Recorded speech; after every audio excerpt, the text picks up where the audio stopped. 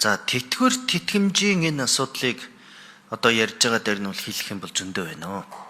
За нийт ахмадуудын тийм ээ 74% нь тэтгэврийн доод хэмжээгээр тэтгэвэр авдаг 689 мянгаар. За тэгвэл энэ нэмэгдэхээр хэдэн хувь болох вэ? 6% нэмэгдэхлээр 3636 мянга.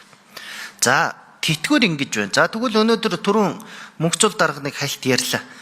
Тэтгэмжийн асуудал энд байгаа. Тийм ээ? Тэтгэмжийн асуудал. 302 мянган төгрөгийн тэтгэмж аваад хөгжлийн бэрхшээлтэй иргэнэ асарж байгаа тэр иргэн тэр гэр бүл яаж амьдрах вэ? За нэгдүгээр асуултанд дарга яг заавал хариулуулаад өгөөрэй. 302 мянган төгрөгөөр та амьдрах чадах уу гэдэг энэ үгэнд заавал хариулж өгөөрэй. За хоёрдугаарт. За 302 мянган төгрөгтэй тэтгэмжтэй хүн дээр 6% хэдэн төгрөгийн 3618 мянга 18200 төгрөг 18200 төгрөг 1 кг мах авч чадахгүй. 7 ширхэг талхны мөнгө штэ. 7 ширхэг талхны мөнгө өгчөөд энэ дээр нэмэлт хийсэн гэвэл энэ болохгүй. Удаа ямар уул хандаж байгаа. За хөгжлийн бэрхшээлтэй иргэдийн асуудал яагаад яригдахгүй байна вэ гэвэл яг түрүү хэлсэн. Жагсахгүй байгаа болохоор үзэл бодлоо илэрхийлэхгүй байгаа учраас. Гэхдээ тэр чи яаж жагсах юм бэ? Өвчтөе хүнээ хаячаад тэр хүн яаж жагсах юм? Өвчтөе байгаа хүн хүртээмжгүй энэ нийгэмд гэрээсээ гараад яаж талбай дээр ирэх юм? Тийм боломж байхгүй, тийм хүртээмжэд байхгүй. Тэгэхээр энэ асуудлаа шийдээч. Амжиргааны доод түвшин Улаанбаатар хотод 497 мянган төгрөг. Тэгэхэд энэ хүмүүсийг яаж амьдрах гэж байгаа? Бид нар үндсэн хуулиар зөрчөөд амь зогоо гэж байна. Эсвэл бүр тусад нь улс гаргах хэрэгтэй. Энэ дээр дөрвтойхон шийдлийг гаргах хэрэгтэй байна. Бүгдээрээ нийлээд. Би одоо бүр арга ядаад 30% нэмж өгөөч гэж саран жулуун битээр саналаа гаргаад явж байгаа. Гэхдээ тэр оюутлогын гэрээн дээр анхаарат өгөөч. Илүү одоо тэр нөгөө нэмэлт зардлуудаас хасаад өгөөч. За тэтгэвэр тэтгэмжийн асуудал оруулаад ирсэн дээр энэн дээр хамтдаад яваач гэж байгаа. 302 мянган төгрөгөөр амьдрах чадах уу? Бид нар чадахгүй. Хинэн чадахгүй. Маш хэцүү байдаг. Энд чинь ерөөсөө өвчтөе хүний сарын памперсыг хэрэглээ шүү. Им тариа тэр одоо хоол хүнс нөгөө цахилгаан төлөх ямар ч боломжгүй. Дандаа ойр тойрныхноос мөнгө гуйдаг. Эргээд тэр болгоноос хаягдчихэдэг. Нийгэмдээ хаягдчихэдэг. Тэгэхээр энэ дээр ялгаа байхгүй хөгжлийн бэрхшээлтэй ахмадуудын дунд маш их байгаа шүү дээ. 28.2 мянган ахмад настан амжиргааны баталгаачих төвшнгөөс доор амьдарч байгаа. За баясгалан гишүүний асуултанд хариулъя. Гэр бүл хөдөлмөр нийгмийн хамгааллын яам мөхцөл тийм маш зүйтэй асуудал хүндэж байна. За түрүүн нэрээ дуртахад нийгмийн халамжийн тэтгэврийг барьцаалан ямар нэгэн зээл олгодоггүй. Яагаад тэгэхээр халамжийн тэтгэвэр гэдэг бол нэн шаардлагатай хэрэглээтэй амжиргааны зардал байгаа. Тэгээ баясгалан гишүүний хэлсэнчлэн бүсүүдийн амжиргааны доод түвшингийн дундаж 488 мянган төгрөг байгаа. Хэрв одоо ажлын хэсэг байгуулагдаад судлах тохиолдолд бид бол энэ нийгмийн халамжийн тэтгэврийн хэмжээг дор хаяж амжиргааны доод түвшингийн бүсүүдийн дундажтай уялдуулан 488 мянган төгрөг түргээч гэдэг ийм саналыг бол оруулж ирж байгаа. Тэгээ 61.8 тэрбум төгрөг нэмж шаардлагатай.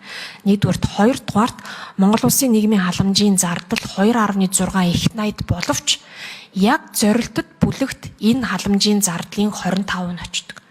Нийт халамжийн хамгийн бага амжиргаатай хүн амын 40% нийт халамжийн сангийн зардлын 37%-ыг авдаг бол өндөр амжиргаатай хүн амын 40% нийт халамжийн сангийн зардлын мөн 30%-ыг авчдаг. Тэгэхээр нийгмийн халамжийг зорилтод бүлэгт чиглүүлэх шаардлагатай хэмнэнд нь зохистой хэмжээтэй болгоё. Халамжийн шинжилгээний хуулийг одоо шинжилье гэдэг энэ зорилтыг бол үйл ажиллагааны мөрөө төлбөрт тусгасан. Тэгээ хуулийн төслийн шинжилгээг бол манай яамнаас боловсруулад яамны одоо нэгдсэн веб хуудсан дээр тавьж санал авч байгаа. Тэгэхээр удахгүй энийг бол засгийн газраас оруулж ирэх төлөвлөгөөтэй байгаа. За нөгөө асуултанд та хариулсангүй. Та шударгаар хариулаарай. Эргэн үеийн хувьд 302 мянган төгрөгөөр нэг гэр бүл танаа гэр бүл амьдрах чадах уу гэдэг асуулт байгаа. За энд асуулт хадтанд хариулчаарай. За хоёрдугаарт гэвэл үнэхээр яг амжиргаа сая зөв хэл хэллээ шүү дээ. Ядаж амжиргааны доод түвшингийн хэмжээнд аваачаа гэж байгаа. За энэ бол хөгжлийн бэрхшээлтэй иргэдийн 397 мянган төгрөгийг амжиргааны доод түвшинд аваачаа. Гол нь тэр хөдөлмөр эрхэлж байгаа. Хөгжлийн бэрхшээлтэй хүнийг асарж байгаа хүн бол 24 цагийн турш тасралтгүй хүнд хөдөлмөр эрхэлж байгаа. Энэ хүмүүсийг одоо хөдөлмөрийн хөлсний доод хэмжээний доод түвшинд авчиад өгөөч. За ийм саналтай байгаа. Хэрвээ үнэхээр засгийн газар одоо яам энэ саналаа оруулаад ирвэл бүр 100% дэмжиж явна, 100% түүчээлээд явна, 100% энэ дээр санаачлагтай ажиллая шүү. Тэгэхээр та сая бас таны амнаас маш гоё мэдээ сонслоо. Энийг олон хүн сонсож байгаа. Гишүүний асуултанд хариулъя. Гэр бүл хөдөлмөр нийгмийн хамгааллын яам хөгжил. За нийгмийн халамжийн тэтгэврийг 2025 оны тоо мэдээлэлээс үзэхэд 61.5 мянган авч байна. За нэг сард олгох нийгмийн халамжийн тэтгэврийн хэмжээ сарын хэмжээ 397,500. За ингээд 6% нэмэгдүүлэхээр өргөн барьсан төсөл дээр тусгагдсан байгаа. За ажлын хэсгээс үргэлжлэн байнгын орон дээр гаргасан ажлын хэсгийн санал дүгэлтэн дээр манай яамнаас бол ажлын хэсэгт өгсөн санал дүгнэлт амжиргааны доод түвшингийн бүсүүдийн дундаж түвшинд өргөн нэмэгдүүлэх ийм санал өгсөн байгаа. Энэ тохиолдолд 48.7 тэрбум төгрөг.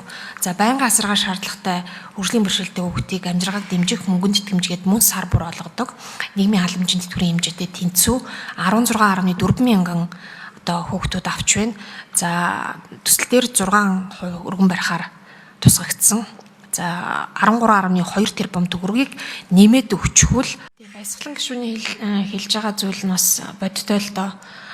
Нийт одоо улсын түвшинд халамж хавтгаарлаа гэж одоо ерөнхий яриа зүйл нь яг нийт шаардлагатай бүлэгт зориулагдсан нийгмийн халамжийн тэтгэврийг нэмэгдүүлэх, байнгын асаргаа шаардлагатай иргэдийн сарын тэтгэмжийг нэмэгдүүлэхэд төвтэй байдалд оруулдаг. Бид саналаа боловсруулдаг. За энэ бол олон нийтийн дэмжлэг жишээлбэл авдаггүй.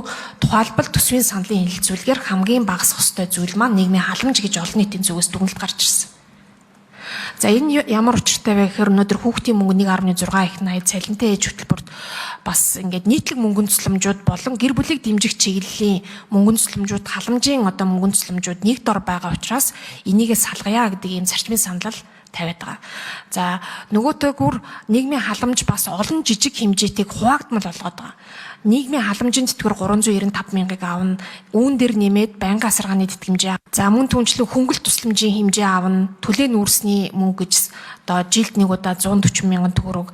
За зарим тохиолдолд хараагүй иргэдэд зориулсан жилийн 20 мянган төгрөг гэх мэт нийгмийн халамжийн тэтгэвэр тэтгэмж маань олон жижиг хуваагдмал энэ байгаанд бас их төвөгтэй байдалд оруулаад байгаа.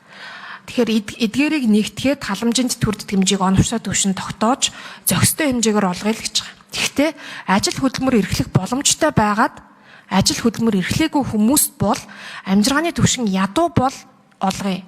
Үгүй бол олохгүй амжиргааны түвшинтэй уялдуулъя гэдэг бас энэ зорилтыг оруулж ирж байгаа. За сайхан мэдээ өгж байгаад баярлалаа.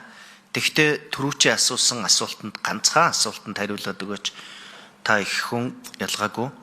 Тийм болохоор энэ 302 мянган төгрөгөөр нэг сар танаа гэр бүл амьдрч чадах уу? Ганцхан асуулт. За гишүүний асуулт илүү хувь хүний шин чанартай асуудал байх шиг байна. Тэгэхээр 392 мянган төгрөг бол нэг хүнд олгож байгаа сарын тэтгэвэр. Үүн дээр нэмээд мөн 300 орчим мянган төгрөг одоо тэтгэмж хэлбэрээр авна. За сарын тусламж хөнгөлт авна. За гэх мэт тухайн одоо хөгжлийн бэрхшээл дээргийн ямар гэр бүлд амьдарч байгаас шалтгаалan харилцан адилгүй хэмжээтэй авах учраас шууд одоо ингэж тэд гэж хэлэх нь бол зохисгүй юм аа. 302 мянга бид яамнаас барьж байгаа бодлого бол нийгмийн халамжийн тэтгэвэр наад захын хүний амжиргааг хангасан байх ёстой буюу бүсүүдийн амжиргааны доод түвшинг ядаж хангаж явах ёстой гэдэг энэ бодлогоо л бид нар бол одоо санал болгож байгаа. Тэгэхээр доор хаяж 90 мянган төгрөгөөр нэмэгдүүлээч гэдэг л саналыг бол бид нар төсвийн төсөл дээрэж тусгаж явуулж байгаа. Бүхэд төвшөнд бол саналаа өргөөл ингэж явж байгаа.